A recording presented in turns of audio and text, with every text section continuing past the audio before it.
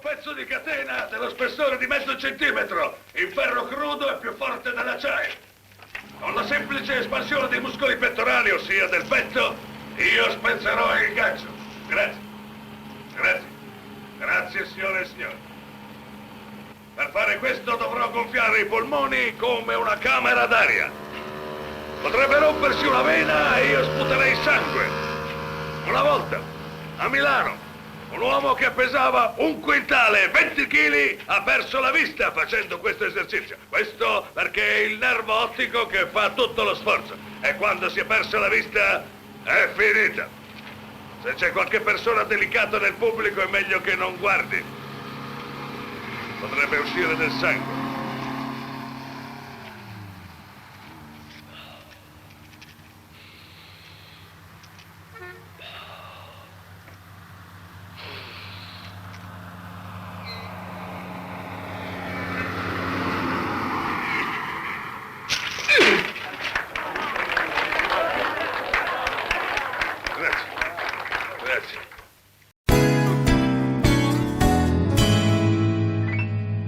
This is Criteria.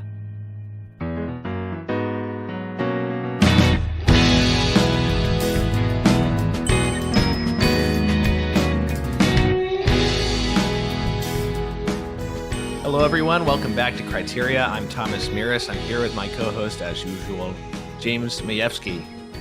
Here I am, as usual.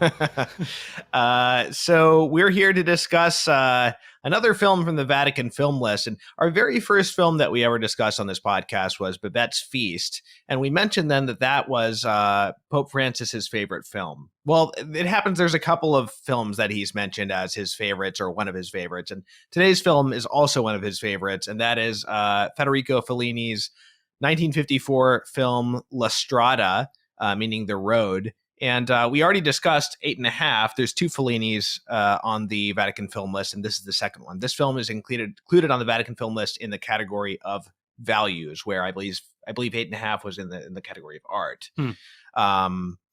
And Pope Francis said that he identifies with this film because he said there's an implicit reference to Saint Francis. So maybe that's something we can bring up later. Yeah, excavate. Oh, okay.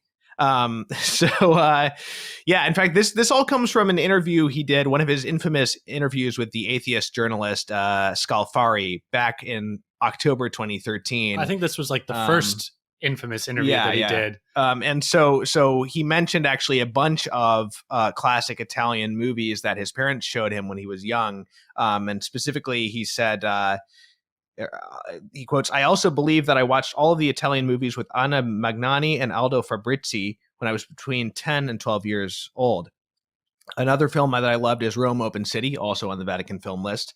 I owe my film culture especially to my parents who used to take us to the movies quite often." He's also praised in this interview, he mentions adaptations of Manzoni's classic novel, The Betrothed. And it says I Promessi Sposi, but I'm assuming that means The Betrothed. And Visconti's The Leopard, also on the Vatican film list, also an adaptation of a famous Italian novel. He also mentioned Orchestra Rehearsal, which I've never heard of, and La Strada. This film is about circus performers. And the problem is that you and I don't really know much about the circus and the history of the circus, but thankfully we have 2 guests who are experts in the circus life. And that would be James Matthew Wilson, who's returning to us from our previous episode where we discussed Wild Strawberries by Ingmar Bergman, and Nathan Douglas, who is, of course, our regular co-host on this program. So I'm hoping you guys can fill us in on all the nuances of the history of clowning and things like that James and I aren't aware of, because we usually rely on our expert guests for this sort of thing. Yes. Yeah, funambulism is one of my subspecialties, and oh wow! So I can see it's already paying dividends. I have to say I also published a poem a number of years ago called On a Circus Elephant that is very much in the spirit of La Strada. Aha. I think I might have read that, actually. Yeah. And Nathan, how are you doing? I'm doing okay. I'm gonna try to harness as much clownish energy as I can. Okay. So yeah, James, before we begin, we usually like to ask people what they've been up to. And I don't think that we have yet discussed your MFA program that we founded, because the last time we talked was right after the release of your poetry collection, The Strangeness of the Good. I should mention James is a poet and a philosopher. I think this is your 7th appearance, maybe, on various podcasts produced by CatholicCulture.org. At least it could be the 8th, actually. Yeah, definitely not more than the 8th, but it might be the 8th. So since we discussed your last volume of poems, you and our friend Joshua Wren, who I've also had on the Catholic Culture podcast, started an MFA program for fiction and poetry at the University of St. Thomas in Houston. So maybe you can just quickly fill people in on that news. Yes, so it was an incredible event. Indeed, truly felt providential. I have to mention before I describe it that I had one of the decisive meetings about this MFA program immediately after I got off the podcast with you two on wild strawberries. Oh, cool. Oh, nice. It was truly, I clicked close, and then we had a meeting with people at the University of St. Thomas. That's at awesome. that time, it seemed a pipe dream. I didn't believe for a moment it was going to happen. Who needs another graduate program? And who wants to found one and take on the accompanying risks in this age of contraction and dissolution, especially in higher education, where contraction is going to be the continual story for the next 10 years at least. But quite incredibly, the University of St. Thomas said they wanted to support Joshua's and my efforts to continue to foster the great revival of Catholic letters that's been going on for these last 10 or so years. And so we were given carte blanche to design a program that would be the first of its kind, an authentically Catholic Master of Fine Arts program in creative writing. It does everything that good MFA programs do, including keeping the work of aspiring writers right at the center of our attentions through intensive workshops. But those workshops are complemented by a thoroughly integrated and coherent Catholic Great Books program that, or curriculum that will take everyone through from Virgil and Augustine to Dante and to Manzoni, whom you mentioned earlier, and on up through the great European Catholic revival and the Catholic imagination in modern American poetry. And all of that study in the history of literature will be complemented by seminars also in the philosophy of art and beauty. So everyone who comes to our program is going to gain serious mastery in craft and in writing works of spiritual and intellectual depth and breadth. And they're also going to go away with a true formation, a true initiation into a way of understanding the tradition of Catholic literature, or maybe I should say the Catholic literary tradition as it has shaped the broader literary tradition of the West. So we didn't expect, we hoped for great things. We didn't anticipate what actually happened, which was notes began pouring in from all manner of places where people were saying, I had wanted to do advanced study in creative writing and had despaired of finding a place where I could do it, and that where it seemed like it would be worth the time and the money to do it. And then they saw this program and they wanted to join us. And so happily, here we are, only just over halfway through our first year of existence. And not only are classes full, not only did a lot of people apply and many people enter the program, but our student body is marvelously distinguished. We have people who have authored and published 3 or 4 previous books, and they don't need an MFA for the purpose of figuring out how to be authors. They need an MFA because they want to be part of the great endeavor that we've undertaken. And then we have lots of young people who have not published yet, but who are just finding their way into the art and are just getting the kind of marvelous formation, I think, that that you really would hope that literary education would be about, but it so rarely is. Well, that's great. And I look forward to the day when I inevitably interview some of your students, on the Catholic Culture podcast. I'm sure that will happen at some point. Well, haven't you already interviewed Katie Carl? I'm going to soon. Yeah. Okay. She's been on this podcast talking about the other Fellini film. In fact, she was our guest for 8.5. That's right. Yes. Yeah. Okay. Well, she's one of our distinguished students whose first novel just came out this last fall, As Earth Without Water. Yes. Getting wonderful reviews. And I actually didn't know that she was in the program. That's news to me. So that's interesting. Yeah. Well, she has many other qualifications beyond that, but we're delighted Sure. to have her in the program. Great. Yeah. Awesome. Yeah. I'm looking forward to reading that novel. That'll be in the next couple of weeks of my reading queue, I think.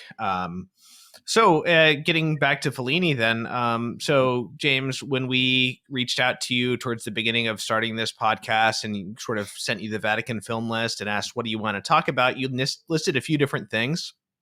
We ended up going first with Wild Strawberries, but La Strada was one of the other films you mentioned. And I remember when we discussed Wild Strawberry, you made a lot of comments and comparisons to Fellini at the time. So yeah, what made you choose this as one of the ones you'd be interested in discussing? Well, Fellini is so fascinating to me, and he really is certainly in one of my 3 or 4 favorite directors.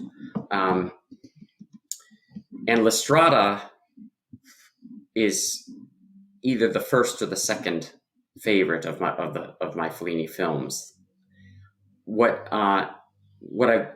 As I've been reflecting for the last few weeks about this film, it occurs to me that in many ways it's the most richly and profoundly Catholic of Fellini's films. I probably mentioned, I think I did, during the Wild Strawberries discussion, the wonderful opening scene of La Dolce Vita, where 2 fellows are in a helicopter transporting a giant crucifix across Rome. And then as they're at this great elevation, they see 2 beautiful Italian girls in bikinis sunning themselves on a rooftop. And the serious work of transporting this crucifix to Vatican City or wherever it is headed is put on pause as they call out "Ciao, bambina," and have to flirt with the girls.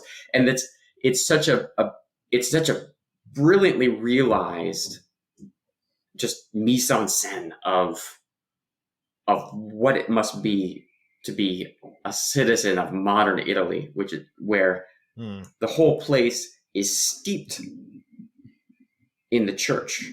It practically is the church. And yet for those who live there, working for the church might be, or your contact with Catholicism, are just more artifacts that are just circling around you, and none of those things say anything about your soul. So you could be a helicopter pilot transporting this gigantic crucifix, but your thoughts are on the ladies.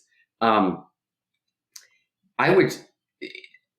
the Catholicism of La Dolce Vita is really about what's become of an Italy that's really self-consciously modern and entered into decadence, even as all around it are these reminders of a holier and a more sacred way of being in the world, and a past that is right there. It's all around you like so many ruins, but it is kind of a ruin. In contrast, the vision of this film, and what Pope Francis is probably referring to with its Franciscan vision, is such a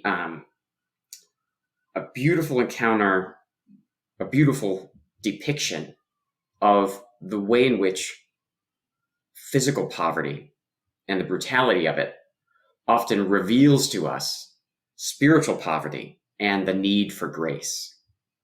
I have much more to say about that, but I think that's what draws me to the film, is that it's not the Catholic furniture in the scene. It's not the Catholic materials. It's actually the formal structure and the vision of the film is so decisively coming out of the church's vision of man and the human estate. Okay, so James, maybe you want to go ahead and tell people what the film's about. Yeah, so this film, I guess, is coming out of Fellini's neorealism, but there's a lot about the film that still ties it to neorealism. I guess that there's some debate about whether this constitutes an Italian neorealism film or not. But it's called La Strada, the road, the street. It deals with poor people. And we're introduced at the beginning of the film to this young girl played by, what's her name? Giulietta Masina. That's right. And she's in a number of Fellini films. Here she was his wife. Oh, I didn't know that. Yeah. Oh, that's awesome. Very cool. Yeah. Well, she's an amazing actress, so that works out very nicely. But she plays a young, peasant type girl. If like post-war Italy can be said to have peasants, but she there's something like not quite there with her either. It's never really explained whether she's just like a little slow, a little odd. She's simple. She's emotionally childlike. Right. Yeah. Right. She's definitely without guile. But which is a phrase you've used to describe me on a number of occasions recently, including on this podcast. But you don't have to give. You have to just mention in introducing her character the wonderful description of her appearance, which is that she has the face of an artichoke. Yeah. Well, yeah, Thomas, your expressions are not nearly as delightful as hers. Yeah. Sorry. But she's quickly married off to Anthony Quinn's character. They never actually get married. She's basically like sold as his traveling assistant. Right. Right.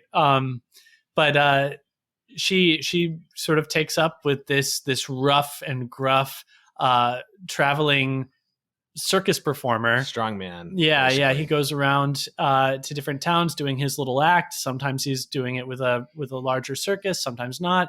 She's there as his assistant.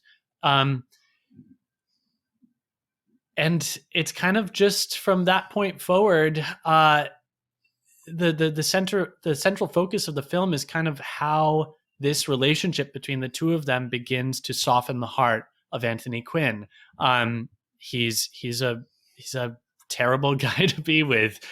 He abuses her. He treats her poorly. He runs around with other women, and he sort of repels all of her offers of love or compassion. And it's her grappling with this relationship that she finds herself in. We'll get to it, but by the end of the film, there is a real change that's affected in his heart. Yeah. And it's also interesting to see that there is development in her character too. That's right. That's right. There's kind of like three phases to her. To her. But this film has a lot going on in it. So there is this sort of, there's certainly this look at material poverty, and it's the contours of material poverty in relation to, the inner spiritual dynamic, of a person. There's also questions about artistry.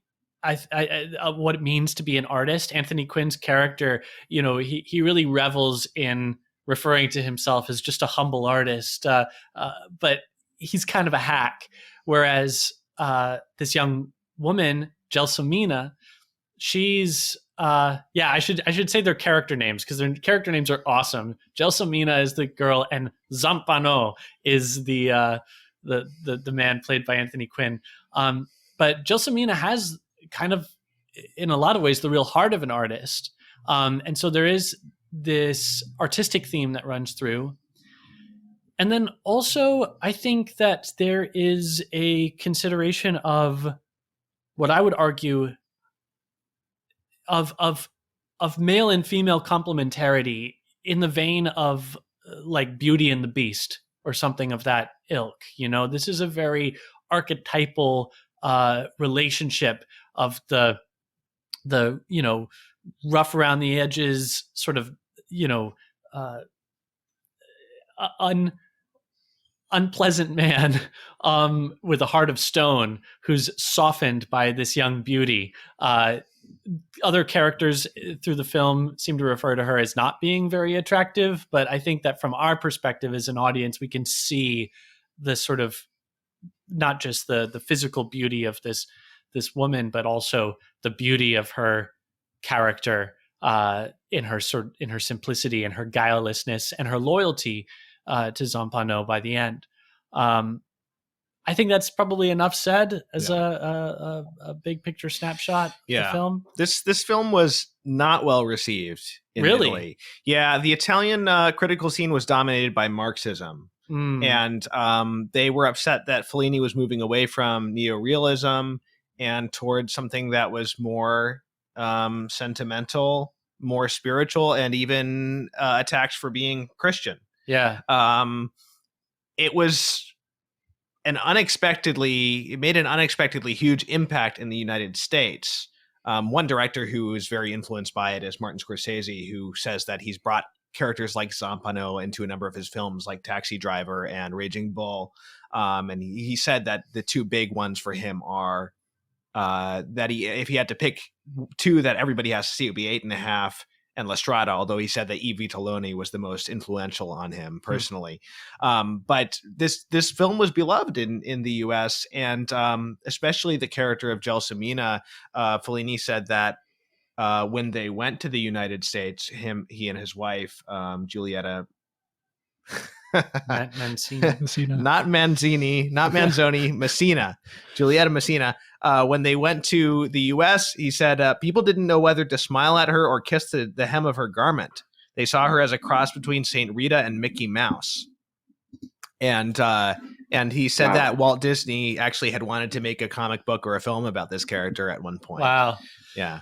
That's such a great description of her, because in this film too, her performance is constantly jumping back and forth between two sort of polar opposite ends of the emotional spectrum, where at one moment she's just totally pathetic and sort of evoking our sympathy. I mean, this is a film that deals with some really sad stuff, some heavy stuff, but at the other end, she's just like tripping and falling into a hole at that very moment. Laugh out loud funny, you know, and delightful. There's a real lightness to this character and to her performance that really sort of offsets the heaviness of a lot of its themes. But James, I cut you off. You were going to say something. I was just going to continue your thought. I had heard that the film had a rough reception because of its ostensible politics in Italy. And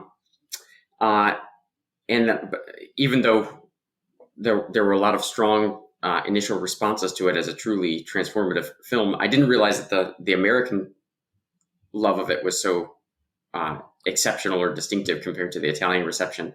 But that doesn't surprise me a bit. You mentioned Mickey Mouse. The film in several ways strikes me as deeply rooted in an imagination that Americans would resonate with Americans. And I mean this in a pretty basic sense. Gelsomina, with her either in clown costume or just with her cloak, which looks like an oversized trench coat, with her stumpy little body and round cartoonish features and her cropped hair, she's very similar in appearance and in movement and behavior to Harpo Marx. Totally. Yeah, I had the same thought, actually. Yeah. And so a lot of the humor of the film is the slightly anarchical clownishness of Harpo. And then clearly God's providence intended this to be the case. The plot as a whole has many similarities, and the characters as a whole have many similarities to Flannery O'Connor's Wise Blood, which was published just 2 years before this film was made. The pathetic but fiercely independent gypsy on his piece of junk motorcycle with a gypsy wagon behind it, which is what Fellini gives us in Zampano, is so close in several ways to Hazel Motes with his jalopy that is sufficient to justify him, at least he hopes, in the eyes of the world. And in both cases, it's strong men running away brutishly and crudely and violently, running away from Christ. In Zampano's case, Christ in the form of Gelsomina. And they even both culminate with a not entirely intentional death that brings this fleeing from reality, this fleeing from love to a crisis. So that if whatever imagination we want to ascribe to Flannery O'Connor, the imagination that gave us Wise Blood is very much in close kinship with Fellini's imagination in this film. Yeah, I think that's true. Although I don't know if there is a character in Flannery O'Connor who is treated with as much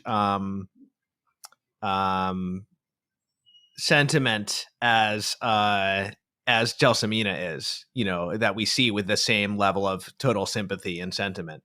Just the little girl in Temple of the Holy Ghost, perhaps. Yeah. Yeah, maybe which so. is an autobiographical figure of O'Connor herself. Yeah. Well, maybe we can talk about this performance a little bit, because it's really interesting how she has this very distinct performance from the other actors in the film, and yet it totally makes sense. It totally works, both because of this circus context and because of her character having this whatever intellectual defect she might have. It's interesting. You mentioned Harpo Marx.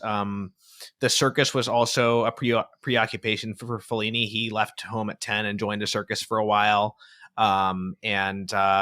There's a lot of circus themes in his movies in general. 8.5 ends with a very circus-like, with the circus sequence. Right. And the music of Nino Rota is often very circus-like. We can talk about that later. It's probably my favorite score of any of the films on the Vatican film list so far. Cool. Is La Strada's score. Yeah, it's great. Her maybe, I don't know, can you say something about her acting? It's got like mime-like qualities. Yeah, well, that's one of the things that immediately strikes you, I think, once you start watching this, is that it's almost as if everybody else is in a talkie and then she's in her own silent film. Right. It's like a silent film comedian. Yeah, where someone will say something and then it'll cut to her and she'll give this really expressive reaction, but totally silently. She does speak in the film, but so often she's not speaking and she's sort of staying mute and delivering these very physical responses to things, which is part of where a lot of the just sheer joy comes from watching her. But it's also, it's really compelling because she'll have real, like, there are several moments where she has tears in her eyes, like real, she is the sad clown, like that painting, that image, that idea where she'll just be going through some real suffering and then still be able to like make us laugh somehow.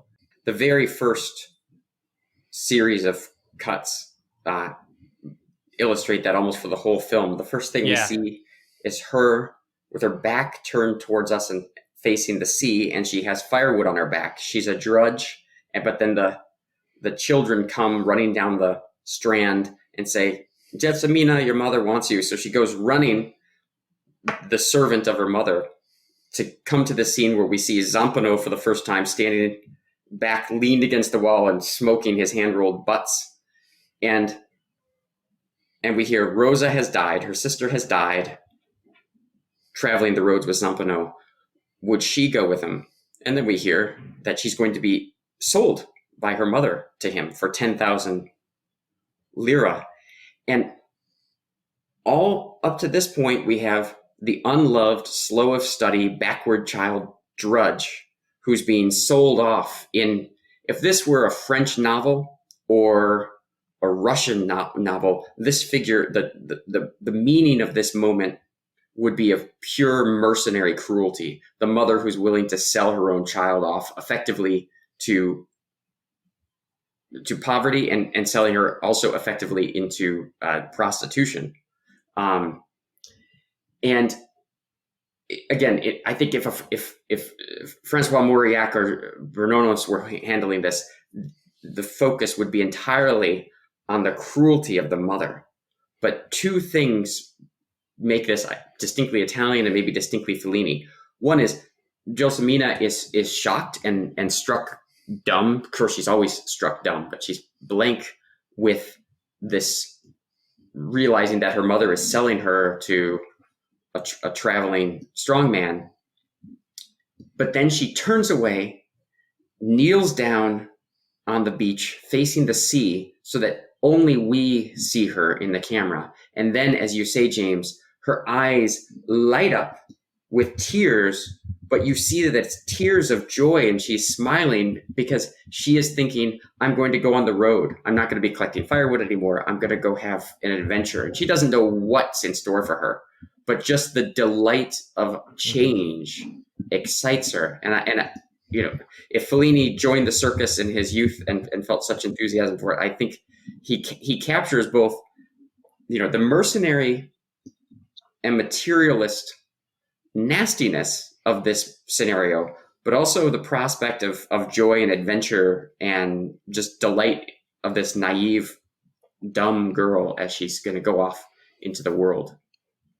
Yeah, it's interesting how that you know, the film is often, and it was, as we were saying earlier, it was criticized at the time for moving away from kind of the mainstream of Italian neorealism, which the tenets of neorealism were well established as kind of this almost brutal, just looking at what's in front of you, just accepting reality in front of you and not really dramatizing it, but just kind of accepting the drama that comes naturally out of it.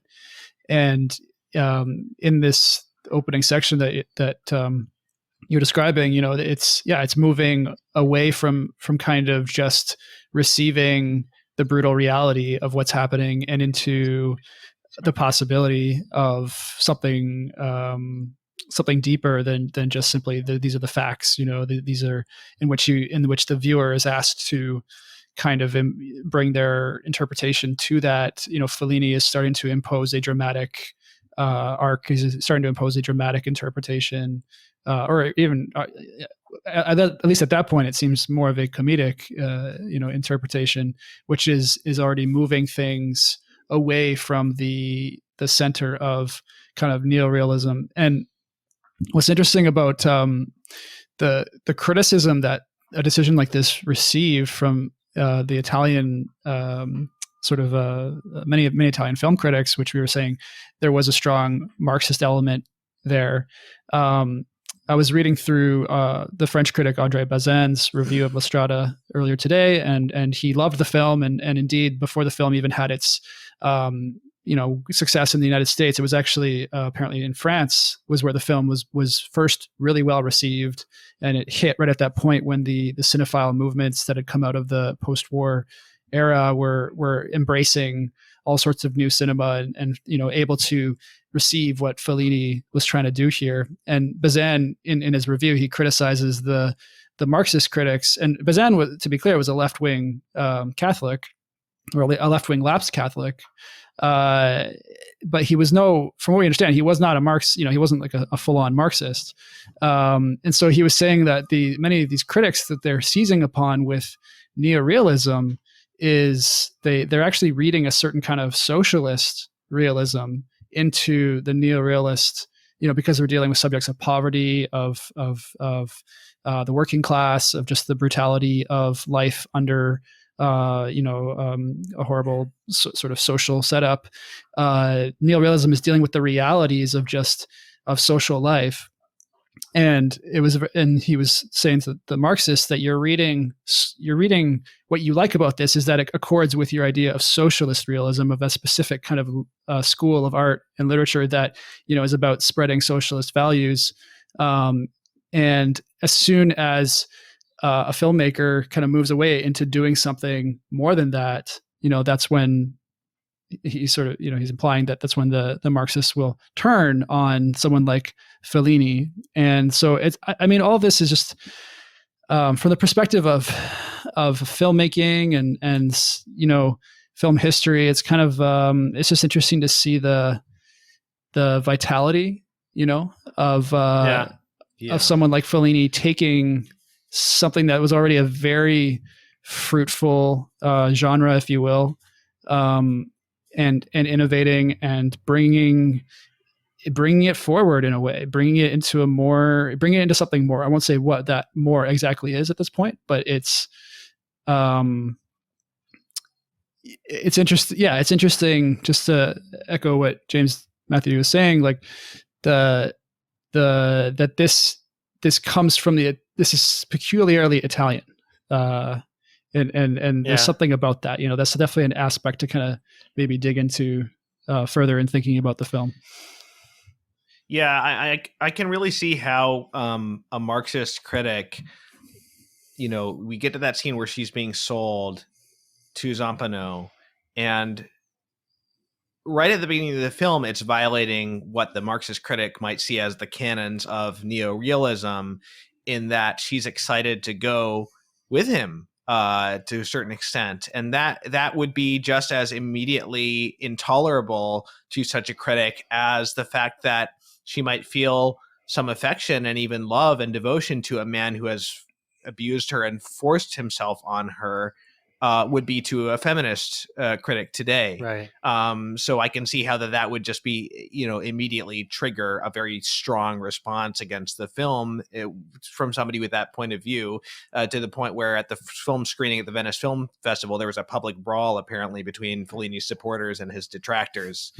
So, yeah. It's so much as a departure from the vocabulary of the communist literati of Fellini's day, that it strikes me as a misunderstanding of the film to even think of it as about material poverty. We see these people who are in brutal poverty, but the film's not about that. And in fact, I have to say, the poverty is real. We hear from the mother. She says one less mouth to feed would be really helpful. So there's the sort of, scheming materialist and mercenary mother. But then the next scene, Jessamina says to the priest in the village, "I'm going on the road." She's excited. She's now articulate about how overjoyed she is for this adventure she's about to undertake. And then the mother comes crying and running after her. "Jessamina, don't go, stay." And it just, first of all, it's already too nuanced an understanding of human life right there to fit within the rigid lines of ideologies, that most people are in fact compounds of occasional ruthless greed and also real genuine sentimental attachment, even when those things contradict each other as they do in the mother. We really do see poverty. Zampano, with his gypsy motorcycle wagon getup, wearing his old U.S. Army jacket, probably left by American soldiers after the war. Yes, yeah, and it's that's leather scored and scored so that it's been worn away. The only thing in my experience to even come close to the vision of that jacket are those fake leather couches you occasionally see in someone's basement, where the leather particulate has just fallen away and you just see the bare underlayment that was never meant to be seen by anybody.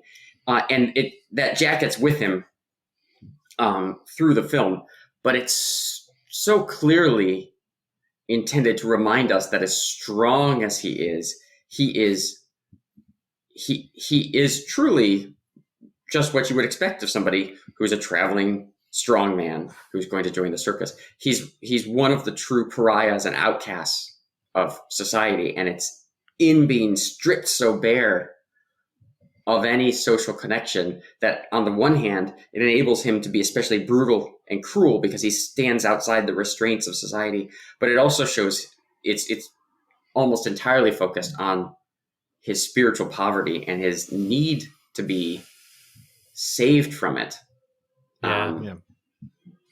Now, James, yes, sitting next to me, you were saying that you were talking about the Beauty and the Beast, these archetypes of Gelsomina and Zampano, but there's also circus archetypes happening here with these three main characters, because the third character who is most significant in the film is this character of the Fool, who's introduced later. I don't think we ever actually get a name for him. He might be the only one we don't get a name for. And played by Richard Basehart. And so it's Gelsomina, she's the clown, right? He's the Fool. And then, obviously Zampano is the strong man. So, and they all play these archetypes in, you could say, a somewhat exaggerated way, right? So Gelsomina has a very distinctive performance style from the other two, but it's not like they aren't doing their own kind of exaggerations. Sure. I mean, he is really gruff and really plays that to the hilt. Plays this rough man, and the Fool is constantly tittering and giggling in this sort of unnerving way, but also has this kind of like underlying wisdom that he imparts to Gelsomina in the course of the film, and he's also a tragic character in his own way. So it's interesting to look at this film as sort of a display of these circus archetypes interacting as well. Right. I wish I had a sense of how that relates to some of the traditional like depictions, Commedia dell'arte or whatever. Yeah, Commedia dell'arte. Because what stood out to me, maybe this is just another reason that this film was so easily received by an American audience, but there's a Shakespearean quality. It's especially in King Lear, you will have two fools on the stage. There's Edgar, who is actually sane, but he's playing an impoverished inmate of Bedlam, and then the actual fool, the court jester, and they'll interact on stage with being different kinds of fools, both with this kind of fell wisdom that comes from laughing at the sad spectacle of the world. And we get some of that with Gelsomina too, because she's one kind of fool, and then the fool Roto is another kind of fool. He's the more knowing fool, right? And he's able to, over the course of the film, able to impart to her what her innocence, what her foolishness really signifies, both for her life and also for Zampano. Right. Yeah, because even for him, even for the Fool, there's something about Gelsomina that's inaccessible. There's something that still remains in the final analysis somewhat mysterious to him. Before he leaves her, he gives her one last chance to leave with him. And you think that he is serious, that this is a serious offer, that he would really like for her to accompany him, but he knows that she can't. And so even as he leaves, there's something tragic about him, something thwarted about him, and that he doesn't have access to what she has, which is this simple capacity for love, for loyalty, to remain. There's that she's a lot more akin to the nuns that they encounter towards the end of the film, when they stay overnight at a convent. She's speaking with one of the other young nuns, and they find that they have a lot in common, despite how different their lives are. That they're both following their husbands, So there's a real spiritual wisdom to this simple life and this simple attachment that Gelsomina is living. And yeah, I'm glad we've gotten to the fool, because he, he's we're with that character for a comparatively short amount of time compared to Gelsomina or to Zampano, but he sort of serves this really pivotal function in he initiates what I would describe as the second and third phases of Gelsomina's character development. Right. So we start off, she's not that there aren't minor changes in developments as things go on, but she starts off with Zampano. They meet this fool, and by this point, Zampano has had lots of opportunity to be cruel to her. She's attempted to escape once, and he's picked her back up. And on another occasion, he leaves her behind to hook up with this woman, and then they end up together again after a while. But she's having this nighttime conversation with the fool, and he's not always very nice to her either. He kind of goes back and forth between making fun of her and being kind to her and giving her good advice. But, he's asking, why don't you just come with me? But then they end up getting on the topic of like, she says she's no use to anybody and she's tired of living, I think is the line. And he sort of goes on this parable of the pebble, where he's talking about everything in the universe has and this is the most offending thing to a Marxist sensibility, Sure. And it was surprising to me to see it in a Fellini film, having only seen 8.5 besides this. Yeah. Very different to see this as like a very edifying thing, in a very straightforward way. And so he's saying everything has a purpose. He gives her this pebble. She's clearly inspired. And she kind of says, if I don't stay with Zampano, who will? She's able to see him as somebody who does need her on some level. Of course, there's a complexity to this because you can argue that it's this advice that ultimately dooms, Gelsomina, right? That she ends up in a very unhappy place because of this, because he decides to stay with this abusive person. But I think in the context of the film, it's also not clear what options she has. She has a she's finding some meaning and some spiritual purpose in the situation she's in, which is that she is this this mentally deficient person living in poverty. She's now separated from her family and she's stuck with this guy, and she's trying to make something of it. But yeah, well, the thing is that she's not stuck with him, right? Right. Fellini gives us several instances where she's offered the chance to leave him. Yes. She can join the circus and get out of town before he even gets out of jail. She can go off with the fool. She can stay at the convent. The nuns offer her to stay there too. I think that's the best option that she is offered, sure, right? But so it's not as simple as she's stuck with him. Yeah, that's true. Because she really does choose to stay with him. And I think that it's this that the fool imparts to her, is that she realizes this capacity she has for love, and that's something that's not a small thing, that could even be a great thing. Right. It is what dooms her. But then again, when does love not doom someone, to a certain extent, on this other side of eternity? I mean, You're reminding me of a priest I once knew in Western Massachusetts. Father Quigley was his name, who was somewhat physically handicapped from youth, untalented in school, usually the receiver of slaps from the nuns at his school in New York City. He went off to the Second World War, and he was so terrified of the war that he tried to get himself shot and wounded so that he could get sent home, but he couldn't even do that right, as he said. And he came back to the United States and he heard in Mass the parable of the mustard seed.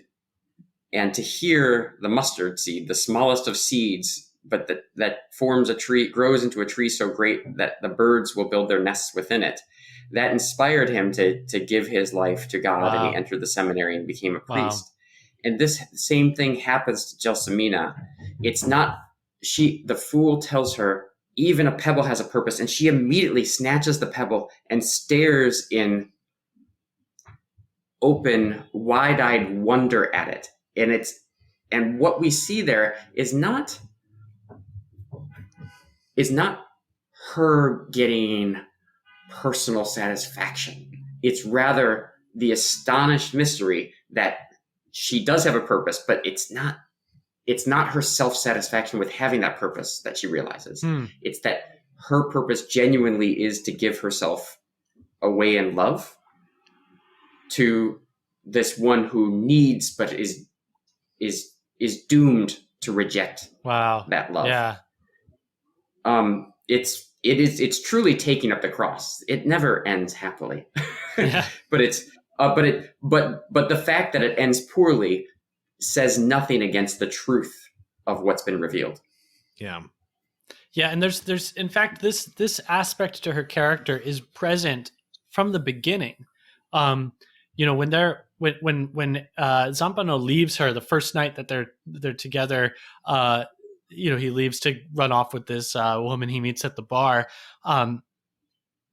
She finds him in a vegetable garden, and while she's sort of like entertaining herself, waiting for him to wake up, she finds some tomato seeds, the nice big ones, she says, and so she planted them. You know, and it's like it's so funny because Zampano kind of laughs at her like, tomatoes, like what are you doing? We're leaving. We're traveling street performers. You know, we're not staying here. What do you want to do? Wait for your tomatoes to grow? But this is who she is she plants seeds, and she becomes the seed that is planted in Zampano's life. That at the end of the film, we see years later, he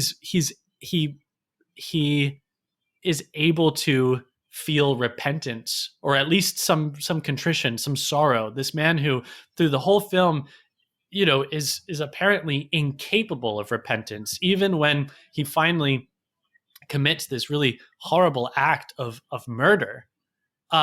He's so self-involved that he's just deflecting blame and talking about what this is going to mean for me, and can he just live his life? You know, this is a man who's so far gone that he's not capable of sorrow, of repentance for what he's done. Yeah. And she becomes kind of a proxy conscience for him. She becomes a conscience. Yeah, this is the first time you see him really affected and shaken up is in witnessing her response to the fact that he has accidentally but culpably killed the fool. He didn't mean to kill him. Yeah. He was roughing him up, but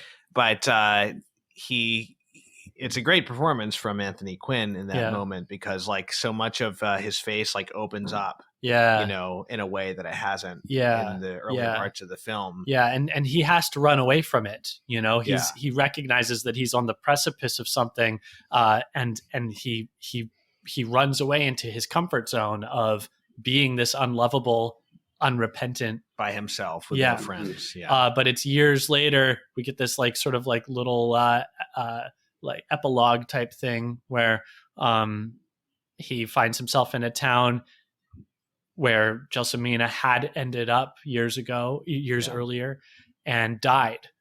And it's on discovering her death that it all sort of comes to fruition. This all that's been seeded in his heart. He breaks down in tears on the edge of on the shore, and which is associated with her hometown, sure, because that's where he finds her, in the first place. And it's an emotional, you know, vulnerability that we do not see from him at any other point in the film, and would not have expected from him at any other point in the film. You know, so it really does signal something changing in his heart. You know, whether his life is going to change from that point forward, we don't know. The film ends, but there is a real change, a real efficacy to her suffering in his life. You know, he's lying on the shore, gripping the sand. It's a complete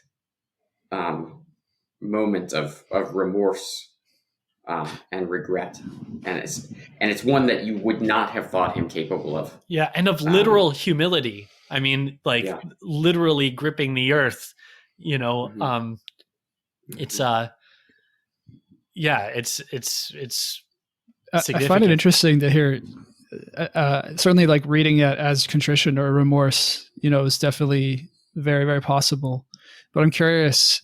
One thing that struck me about the way the film comes to its conclusion is how it really, I think, it leaves it completely open. Actually, what he is experiencing in that moment. It's obviously sorrow in the broad sense. He has lost something, but the exact nature of that sorrow is kind of closed off to us in such a very productive way. You know, and this, in some ways, the ending of this film is almost like the classic archetype of what has sort of become in certainly in a North American kind of film culture, the stereotypical European art house mold of kind of ambiguity. You know, there isn't like a clear kind of moral conclusion. It's you're kind of left to mull it over. And right. I think the musical cue that's used at the end is, kind of indicates that too. I mean, so when he's lying there on the beach, first you hear the sentimental and sad melody that has been associated with The Fool and with Gelsomina in particular. Then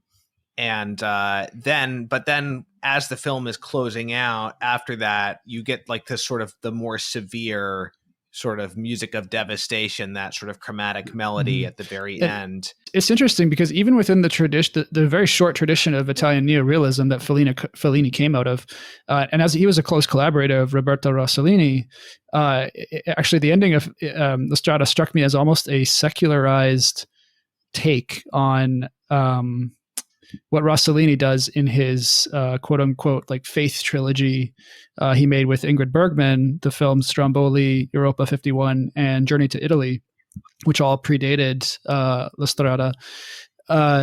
Stromboli is the film about a woman played by Ingrid Bergman who marries out of desperation to escape an internment, a refugee camp at the end of the war. She gets taken to a brutal volcanic island off the coast of Italy with her new husband, and then she's basically imprisoned there. And the whole film is this kind of like Augustinian struggle of her soul accepting kind of this is where she is, and the film ends with her on the side of the volcano about to erupt, and she's screaming at God, you know, I give in. And it's this very incredible kind of ecstatic submission of the soul in a very explicitly theological way. And then if you jump forward to Journey to Italy, you have a similar kind of dynamic, this time involving two people, a couple who are spending the whole film basically wanting to kind of break up and cheat on each other. And they have this kind of miraculous experience in the final moments of the film where they are drawn together again as man and wife. Grace has entered into their lives in this invisible way through the presence of a religious procession that they witness in Naples. And again, there's this very explicitly theological orientation. It's time it's not between the soul and God, but really it's between the two of them and ultimately with God. And it's interesting that while definitely you can give a theological reading to the end of La Strada, it is kind of a bit more of a step back from that. And I'm not saying that it's a bad thing at all. Actually, I think if I had to choose between approaches, I would prefer that approach more, because I think it gives you more to work with. But at the same time, you know, I love Rossellini's films. I love how hard he goes into the theology and stuff, and expresses that reality. So in some ways, I think that's something I will always prize more in general over what I've seen of Fellini. But that there is anyway. I'm just curious to throw that at you guys and get your thoughts on that. Yeah, no, I think that probably for me in my reading of it, what tips me off is just that he's crying at all. That like this guy who has just been nothing but violence and reaction and blowing people off or getting, roughing them up or rejecting love. Yeah.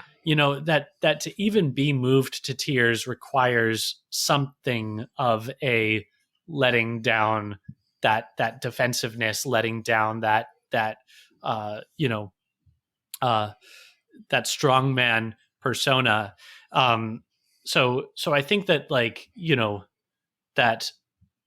that's probably there's more reason to be optimistic about what this means for him than to be cynical about it. I think that probably a cynical read would be saying more about the person watching it than about the film itself.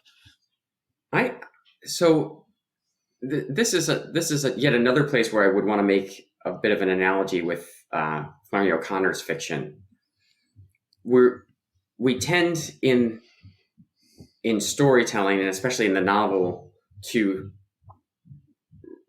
place character front and center, and therefore the transformation of character is what tells us what we're to understand.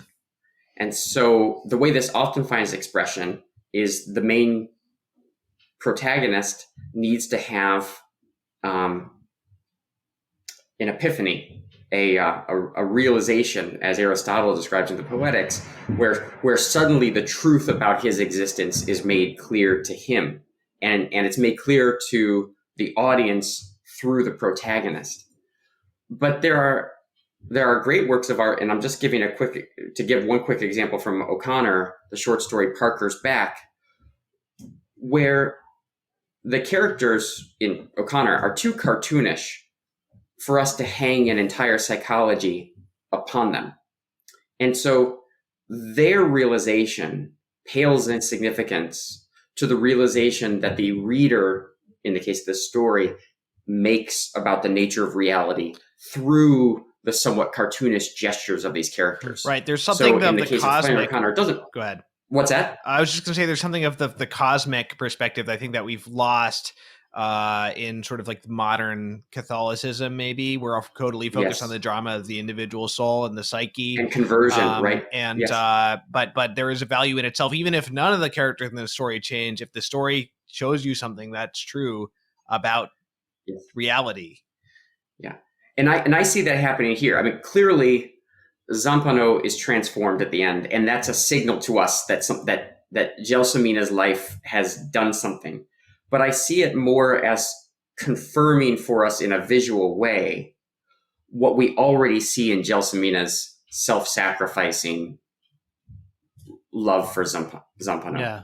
That it's merely confirming that she was right, not because her kindness and love for Zampano was supposed to bear fruit in those tears, but merely that his tears, his remorse, and his returning to the same stretch, as it were, of shoreline where we first encounter her, that's just putting a subtle but objective stamp that the way Gelsomina comes to understand the world, which is the providential purposiveness of the pebble that the fool reveals to her, that this is true.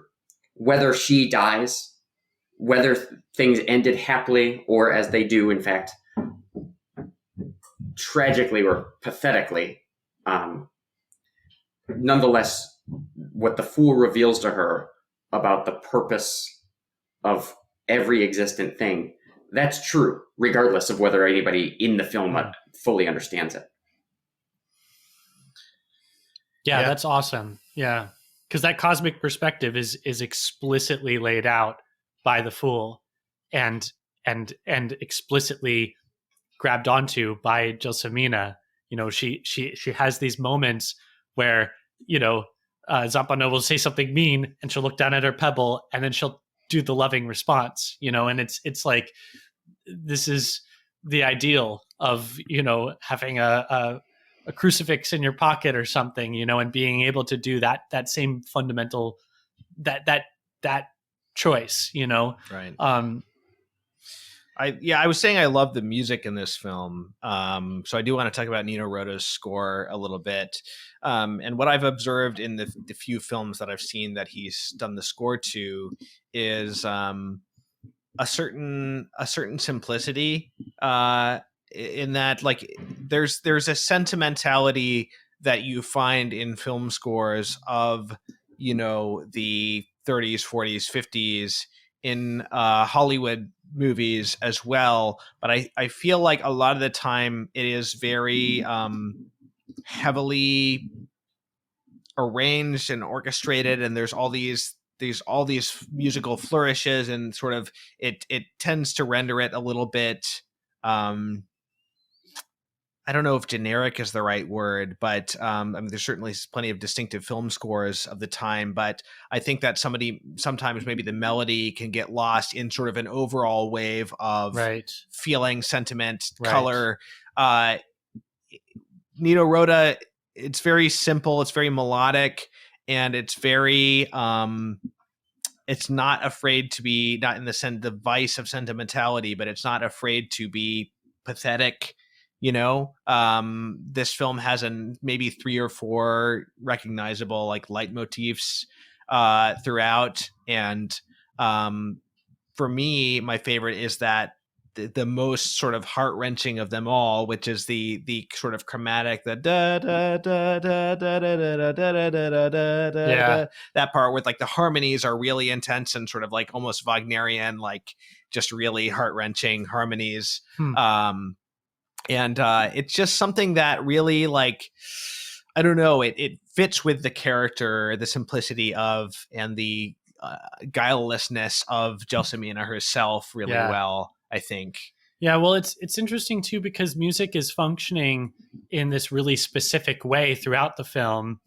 So sometimes it's what's the word for when it's like in diegetic. the scene? Yeah, sometimes it's diegetic, other times it's not, but it'll be the same tune, you know, or the same motif.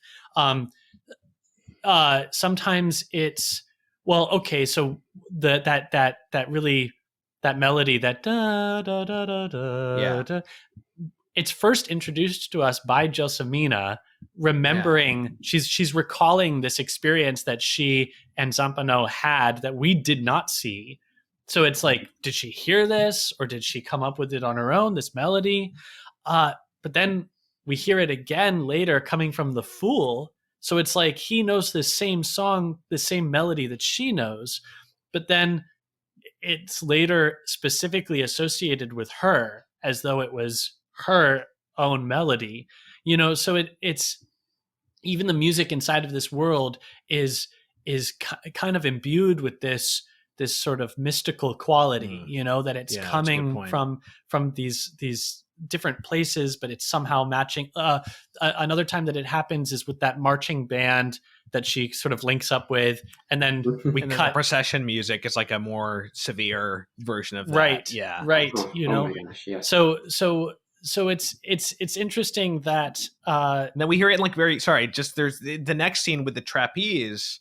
Where we are introduced to the Fool. It's very subtle. You can hear it in the background, but there's like bells or something very quiet playing. That's right. I forget, maybe it's like a Celeste or something playing that same theme. So I just really, really enjoy and appreciate that is all kind of embraced, you know, that the score is working on all of these different levels, and it might not be, you know, totally realistic or something, or it might sort of you definitely become aware of the music and how it's functioning, right? Yeah. As you're watching it. And this is something that a lot of scores seem purposefully to avoid doing. There's something like that with the sound and the dialogue as well, because the sound in Italian films of this era was not recorded on location. And so, but in this film in particular, there's like no effort to make the dubbing fit into the character's lips. Yeah. So there's a number of elements to this. Okay, there's sound not being recorded on location, right? But then there's also the fact that there's American actors in this movie. You know, there was an American dub version later. Don't watch that. Watch the Italian version. But you know, Anthony Quinn and Richard Basehart are just speaking English. You know, and then they dub it into Italian later. So those aren't their voices, you know? Yeah. And again, there's no real attempt. I thought the dubbing with Bassheart was generally pretty good, but in terms of like lip syncing type stuff, but I stopped noticing it after a while. Yeah, but you do notice it, and Yeah. it does add. You can like take it as having like a sort of artistic effect, Sure. where like the sound of the voice is almost like abstracted from That's the interesting. characters. Totally. It's like overlay, you know. And then there's another element to it as well, which is that Fellini would use this approach to recording dialogue where he would have the actors like just say numbers and count instead of saying like lines. So he would, or rather, sorry, not recording dialogue, but recording the visuals of the character speaking dialogue.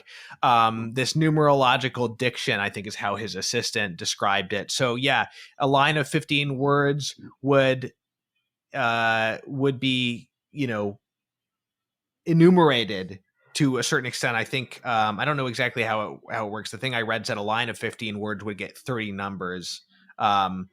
So this would allow Fellini to say like, hey, like at this number, like smile a little bit more. So it's this like ultra precise method of emotional direction. Wow, that's wild. Which is kind of interesting. Yeah.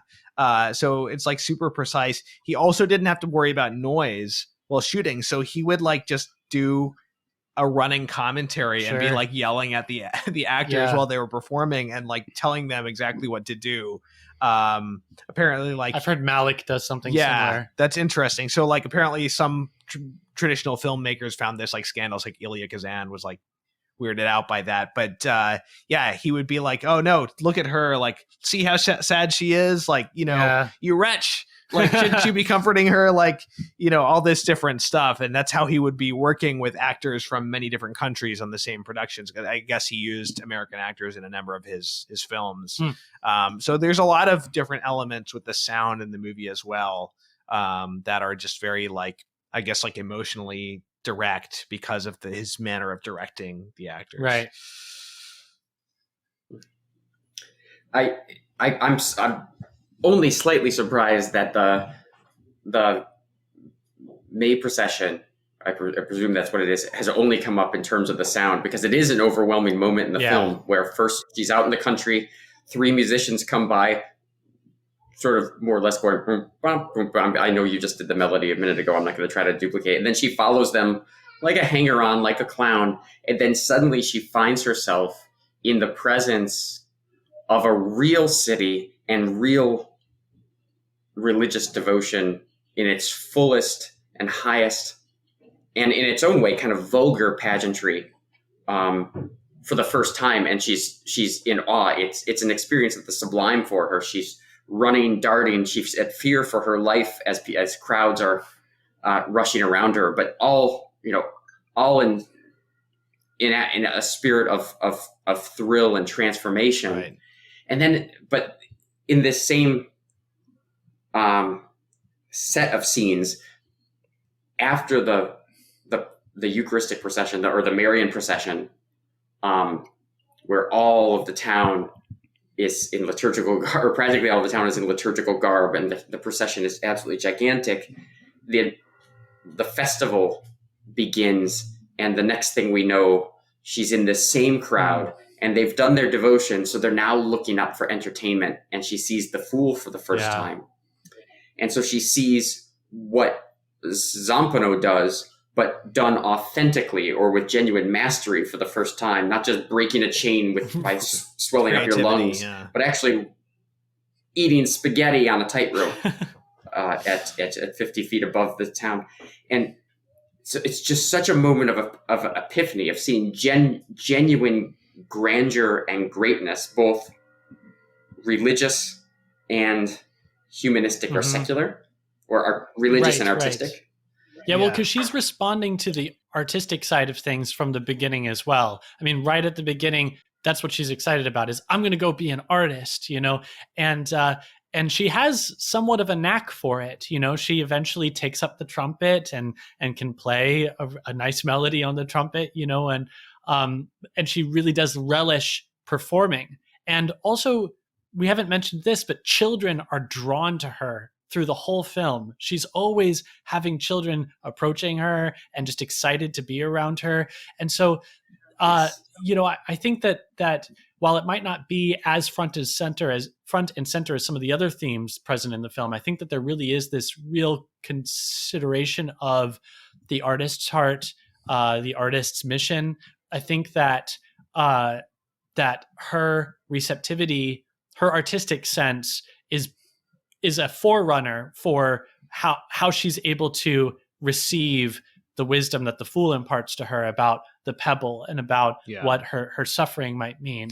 It's interesting to see how her maturation takes place, like in moments where she sees this boy that's kept in this house upstairs, and he seems to be maybe mentally retarded or something, and she's just like looking at him with fascination. It's like she's seeing herself in a mirror or something.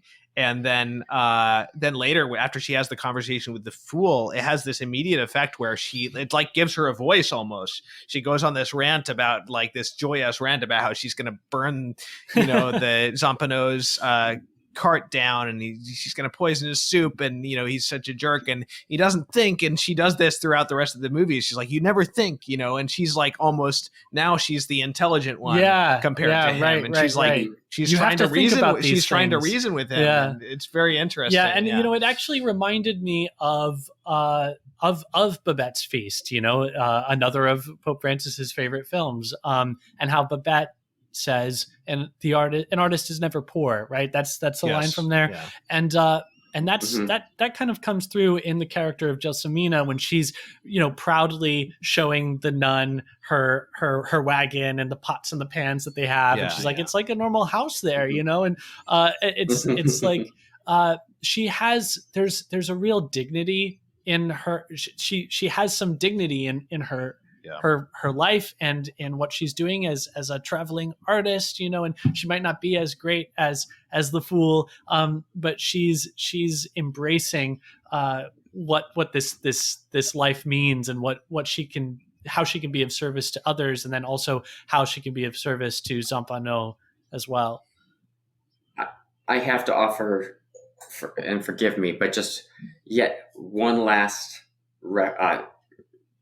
bit of cross-pollination between Fellini and O'Connor. And that is the scene that you just brought up, where she's taken up, the children are drawn to her when she and Zampano are performing at a wedding. He's going to go off and connive both physically and sartorially with a widow who's cooking all the food, but she's led by the children up through these passageways in delight and exploration. She looks the wrong way because it's as if she's entered. This is more freedom adventure, just seeing the world and looking at it with wonder. And then she's led into this dark, large, cavernous room, and the little boy hunched with a malformed head, hunched in the bed with wild animal eyes. And the little girls who've led her up there say, make him laugh. And she looks in fascination. And I think I agree with you. She sees herself, but she's also seen Zampano. She's seen all of the characters who are clowns, circus people. Here's Flannery O'Connor. They're all freaks. And O'Connor's famous line about why she wrote about freaks is because freaks know they're fallen. Freaks know they can't, they're not tempted by, to use some cliche language, the bourgeois middling way where you can feel at ease and at home in the world because you fit into the system of things as they work. Right. Freaks are always cast out. Right. And therefore forced to confront their own kind of existential nakedness. This is what the nun says as well. That the nun says we have to move every 2 years so we don't get too attached to the things of this world. Right. Yes. Yeah. And so and that's exactly right. So when she sees the freak, the deformed child, she's seen herself as a freak who doesn't fit into the world. But she's also seen that she and Zampano alike are freaks who are in need of something that they're not getting, and that Zampano is resistant to receiving. And they think when they join the circus, it's that moment when they say, now we're a community of freaks, so we finally fit into the order of things. But no, that can't last. They're outcast status is not just social. It's more profound than that. It's the condition of their souls. By the way, that procession scene and the subsequent nighttime tightrope scene, Fellini, or one of the producers of the film, convinced the local priest to move the town celebration of the town's patron saint forward by a few days, so that they would have all these unpaid, like 4,000 unpaid extras, and in order to keep the crowd from dissipating as shooting went on. Fellini told the assistant director to shout, "Get the rooms ready for Toto and Sophia Loren," who were like very popular Italian figures. So like nobody left. Toto was a great. You can look up videos of him on YouTube. He was a great Italian comic actor in like the 40s and 50s. I've got to learn that strategy. Poetry readings. Giulietta Masina said she had received over 1,000 letters from abandoned women whose husbands had returned to them after seeing this film. Wow. Wow. Well, dude, I mean, this is like the dirty little secret, right? That like people don't want to admit, but like throughout history, there are examples of women who have loved terrible men and then like converted them, Yeah. And it's like, nobody wants to take a look at that reality. Hence the reference to Saint Rita. Yeah, right. Earlier. But yeah, she also said that she had heard from people with disabilities who had found a new sense of self-worth after seeing the film. That's beautiful. Yeah. Can we talk about the form quickly? Just as I think for me, and maybe I'll throw this out as my, I haven't said anything about this at this point, but like, I actually, my experience of watching the film, I tweeted about this earlier. Like I was not crazy about the film as it was unfolding.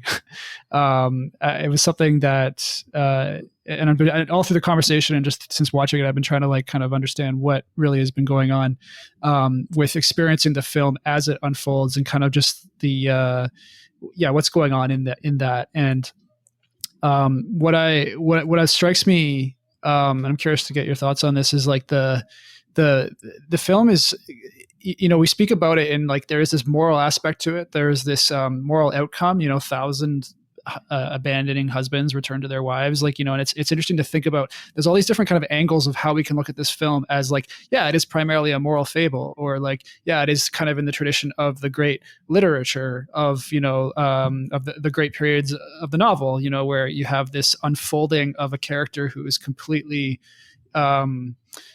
the transformation of understanding Zampano and sort of humanizing him. And this is the aspect of the film that took me the most by surprise, which is how it kind of absolutely sneaks up, or at least I felt snuck up on, even kind of going into it, expecting there to be some kind of, like general humanist kind of, aspect to it. I was still completely taken by surprise by where that transformation, where your perspective shifts in seeing Zampano as a full human being and not just a monster. And it reminded me of the first time I read Pride and Prejudice, which obviously the characters in Pride and Prejudice are not monsters. But there is that, the thing that I pulled away from that, reading that, was the transformation of getting such a deep experience of the fullness of a person, including their flaws, experiencing, all the transformation of Elizabeth Bennet. It was such a deep experience of human nature. And that was similar to what I found, in the closing moments of La Strada. But looking back on how it gets there, I'm just kind of struck by, and this is where I mean, to get into the form, is like, the film does not really signal at all what it's going to do. And it's constantly shifting. And that's incredibly frustrating in the moment. Sure. Which is, and almost to the point, and I'll say, in my opinion, like what I've seen of Fellini, I don't think he's a great visual filmmaker. He's not a bad visual filmmaker, but to me, he's a very functional visual filmmaker. Andre Bazin, in his review of the film, he makes the point about how someone like Orson Welles, is like someone whose technique, his visual prowess drives the film. It kind of makes the reason for watching the film almost. And Bazin was saying this in distinction to Fellini. Fellini's not doing that. There's something kind of, just not exciting about him. But at the same time, it's also not fair to say that he is, he's operating on a level of pure mediocre functionality that you would say about like, sitcoms or like, any kind of just mainstream media or whatever. And also at the same time, he's not sticking to a doctrine the way that the early neorealists were, where it's like they're shooting a certain way, handheld in the muck and everything. Like, but that's a very like doctrinal kind of like, this is the rule we're going to follow. Here's the results. He's not doing any of that. And the result in the moment is like something that's just very kind of,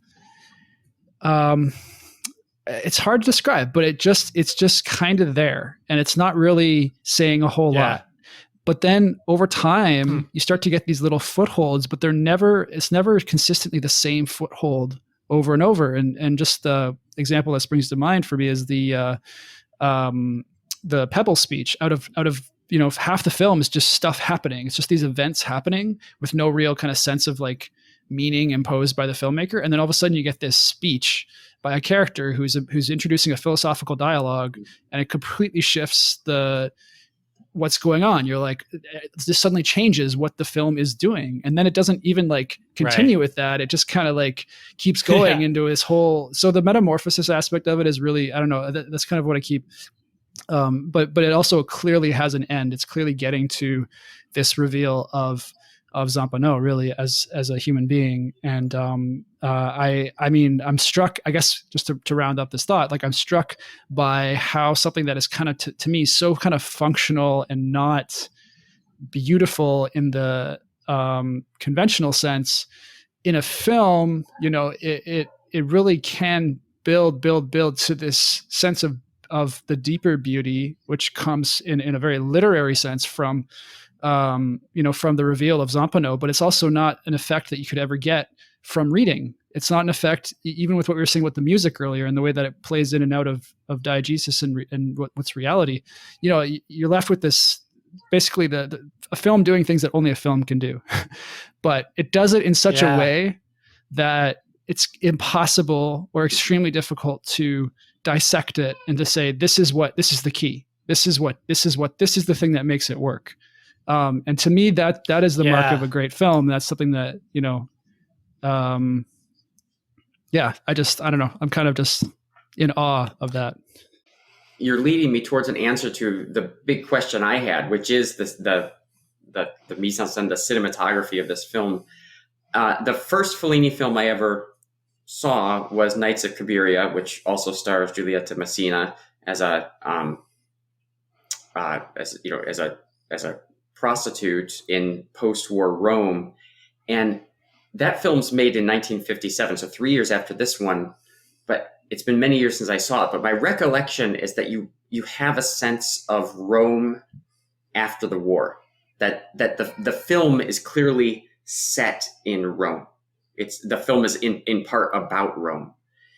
Here, it's all on location filmed on location in a few spare parts, but there's so little, evidently, at least as from one point of view, so little about place. Of course, it's about the road, so it's about the places between places.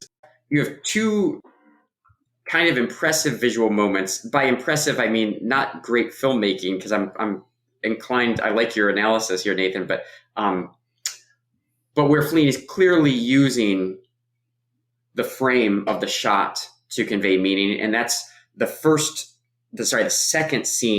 second clip of the Saints' Day procession is shot from above, and you have a light up sign, neon sign of bar right in the foreground, and there you get the sort of Fellini of La Dolce Vita, the sort of secular Italy with this remnant Catholicism flowing through it like a river.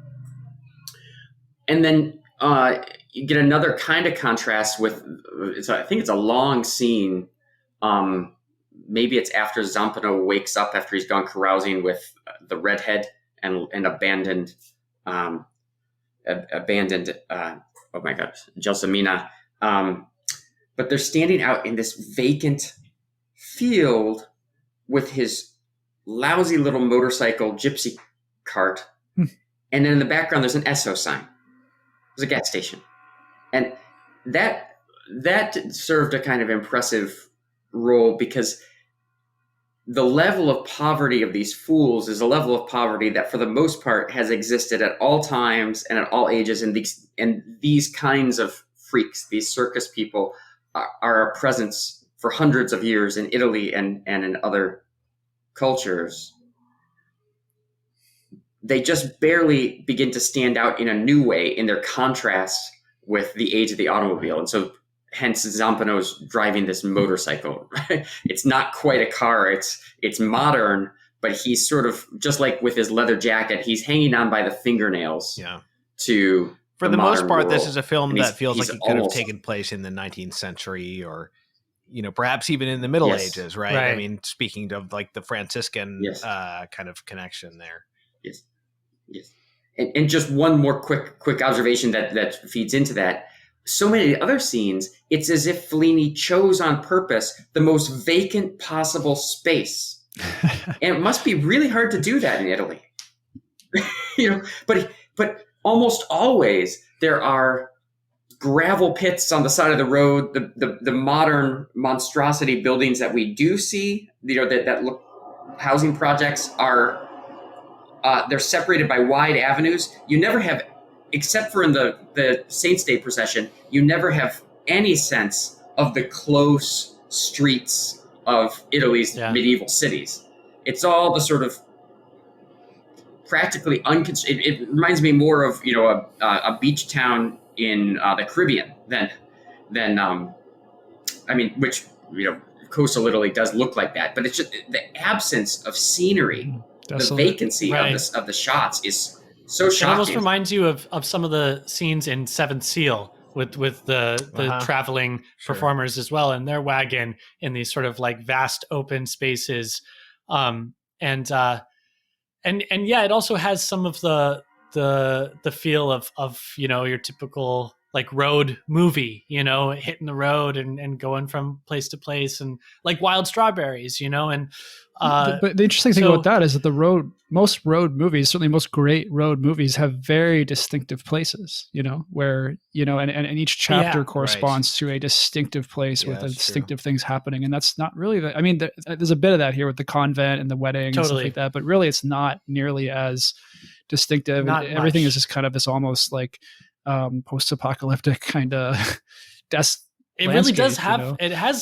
it has a feel like that. I hesitated to say that, but it does almost feel like there is this kind of wasteland vibe to it, I don't know what to make of that, but I don't know how to bring up we sort of promised we would touch on the Franciscan aspect of this thing. The problem is that I know nothing about St. Francis of Assisi, so I'm sort of like waiting for one of you guys. This might be a great opportunity to just say that I hope that you guys will be able to come back on the show sometime, maybe in October, to talk about the Flowers of St. Francis. Because we want to do like a Franciscan special, in honor of the St. Francis feast day, and Flowers of St. Francis also has some of these formal considerations that we're talking about right now. You don't have to answer right now, but I hope that it'll be something that we can arrange. I just want to mention discussion. like just on the Franciscan element, like I watched the Martin Scorsese vignette that Criterion Channel has on this, where he comments on it, and he makes mention of, like, in his opinion, the film has a Franciscan element, and he defines that as this great love for all things.